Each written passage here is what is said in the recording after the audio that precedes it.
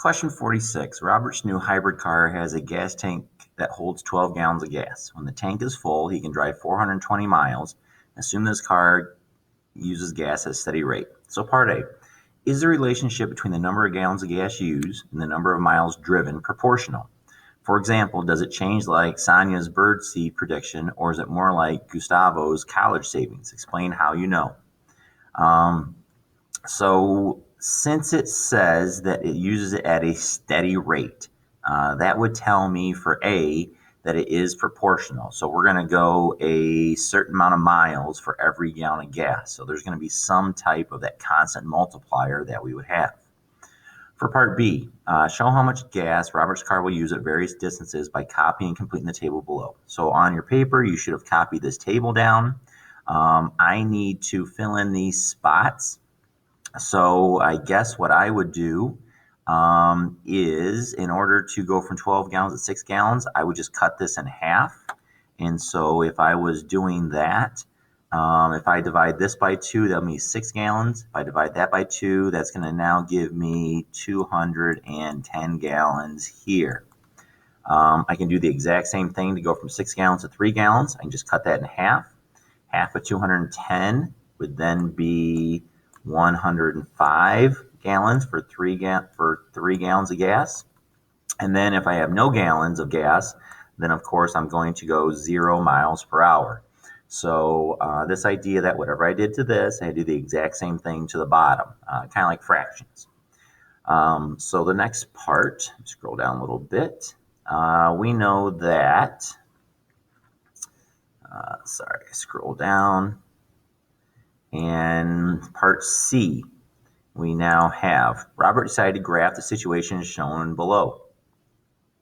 The distance Robert can drive using 1 gallon of gas is called a unit rate, and that's a key word. So when we're using 1 gallon of gas, that's a unit rate. Use Robert's graph to predict how far he can drive using 1 gallon of gas. That is, find his unit rate. Well, if I take a look up here, I believe, and it's kind of hard to tell sometimes on a graph, but I got to pick out some point on here that I can use to get to 1 gallon of gas. And I guess what I would probably do is go back up here to the graph, because it's hard to see exactly what 1 is. If I were to go to 1 gallon and go to about here, I think it's going to be about 30, but is it 35? I'm not really sure.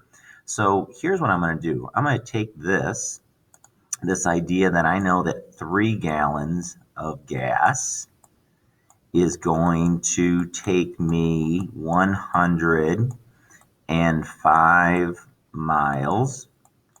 So if I want to get myself to 1 gallon of gas, and this is our work that we're showing, so I kind of call this my true statement. I know this from up here, and that's a 105, not 1OS, so that's 105 miles. And so I write down my true statement. 3 gallons is 105 miles. What can I do to get to 1 gallon? Well, if I divide this by 3, that will get me to 1 gallon. Therefore, I have to divide my 105 by 3 also. All right, so let's see. 3 goes in there 3 times, 1 left over, makes it a 15. 3 goes in 15, 5. So 1 gallon is going to be 35 miles. And if I look on my graph, here's my 1 gallon, and I could see that that's 35. But remember, by looking at my graph, I wasn't really sure if it was 1 gallon or if it was 30 miles or 35 miles. Now I know that it is 35 miles. All right. So D, while a graph is a useful tool for estimating, it's often difficult to find an exact answer on the graph. Just like we said, we can kind of estimate it, but wasn't sure exactly what it was. What is significant about the point labeled 1y? How can you calculate y? So I guess we already did part of that. So this idea of what is 1y? Well, 1 is my x, so I go over here to 1, and I go up until I hit the line, and that would be my y. All right, so how can I calculate it? Well, since I wasn't exactly sure what was on here, here is how I calculate it. I took a number from the table, I divided it by 3 to get myself to 1 gallon. Part E. Use a table in part B and your result in part D to find the unit rate. Oh, well, we already did that. There's my unit rate. F. Work your team to write the equation to find the exact number of miles Robert can drive with any numbers of gallons of gas. All right, well, I want to write an equation using this. So here's what I could do. I'm going to call X my gas because gas is on the X-axis.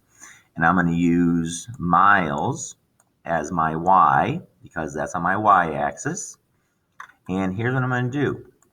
I can find out how many miles I am going to drive by doing this every time.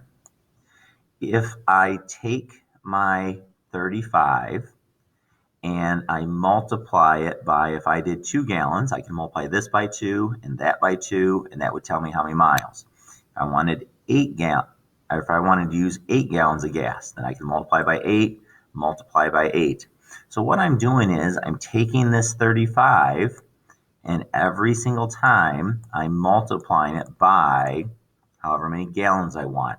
So I think I can use this equation, y equals 3 times x. And now I can use any amount of gallons that I want, put it in here, multiply that by 3, and that will tell me how many miles. So this would be my equation that will work every single time. So I have one more. Use your equation to find out how many gallons of gas he will need to drive 287 miles. All right. So I want to drive 287 miles. So remember, y is my miles. So I'm going to substitute in 287 in for my miles. So miles is y. And I'm going to rewrite the rest of my equation exactly the way it's written down. Okay, now we're back to kind of solving equations. So remember that this is held together by multiplication.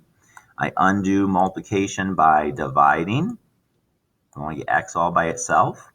So I'm going to divide this side by x because that will cross cancel and cancel out and I get x. And if I divide the right side by 3, I have to do the left side by 3.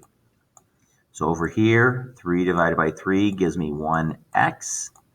Over here, 3 goes in here. Well, 3 goes into 28 9 times.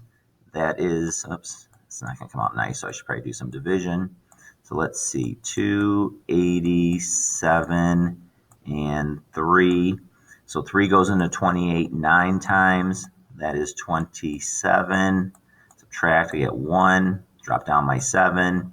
3 goes into 17 5 times. That would be a 15. Oh, let me move myself out of the way. Drop down a 2. Let's see. I want to keep dividing, so decimal 0. Let's just see how far this goes and what happens. Actually, I think this is going to repeat. So you know what I'm going to do? I'm just going to write this as a fraction then. So my remainder becomes my new top, and my bottom comes from out here. So I should be able to get about 95 2/3 is going to be my amount of gallons that I need to use in order to go 287. So x is going to equal 95 2/3. All right. So in this, a lot of stuff going on. Earlier, I found a unit rate, which was this. I then used my unit. Whoops. Wait a second. Hold on. I messed up here. Apologize. Let's erase this. This is not the right equation. Can't believe I did that. Sorry. So my equation isn't y equals 3x.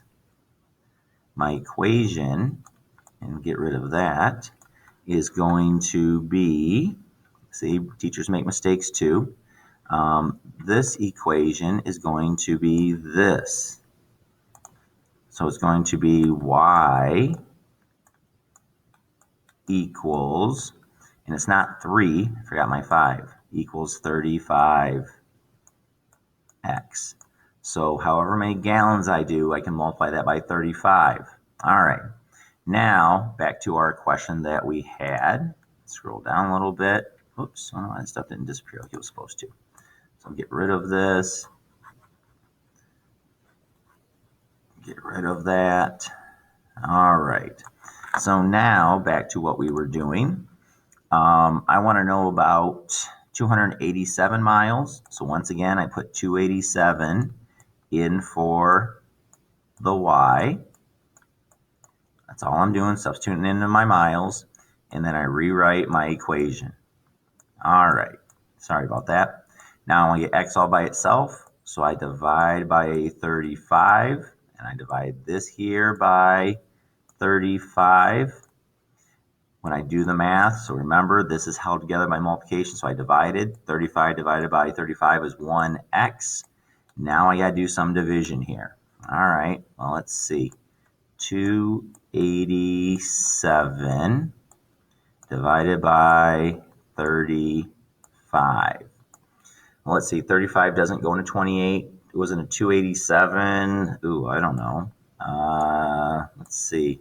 35 times 7, maybe. That would be a 5. That would be a 3.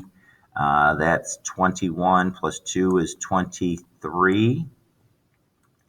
I can get in more than that. So let's try 35 times 8.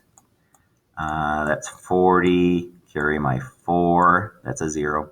24 plus 4 is 28. Yep, 280. So I'm 8. Let's see. 8 times 35 is 280. I subtract and I get 7. So 7 is now my new top number. 35 is my bottom. I can reduce this down to 1/5. So I'm going to use 8 1/5 gallons in order to go 287. So 8 and reduce this down to 1/5. Thank you.